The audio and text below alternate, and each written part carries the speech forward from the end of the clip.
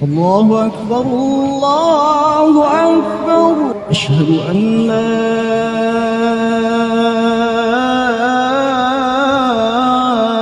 इलाहा इल्लल्लाह।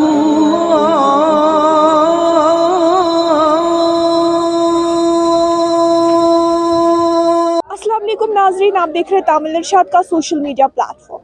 नाजरीन, मंगलवार से ही पूरे जम्मू कश्मीर के आर पार रहमतें, बरकतें और बख्शिशें समेटने का महीना जो है वो शुरू हो गया है। यानी आज रमज़ानुल मुबारक का पहला दिन है। कल रात को ही हमने देखा कि रमज़ानुल मुबारक का चाँद नज़र आया और लोगों में एक अलग ही खुशी हमें देखने को मिली।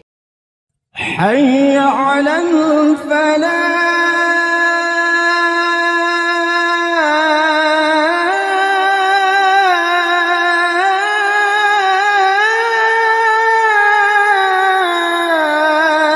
हम इस वक्त मौजूद है श्रीनगर की एक मस्जिद के बाहर, मस्जिद बिलाल के बाहर हम इस वक्त मौजूद है और यहाँ भी आप देख सकते हैं कि लोगों की काफ़ी ज़्यादा तादाद है जो कि मस्जिद की ओर रुख कर रहे हैं और नमाज अदा कर रहे हैं। उम्मीद है और अल्लाह ताला से बस यही दुआ है कि इस रमज़ान मुबारक वो हमें अपनी रहमतों से नवाजे और हमारी गुनाहों की बख्शिश करे।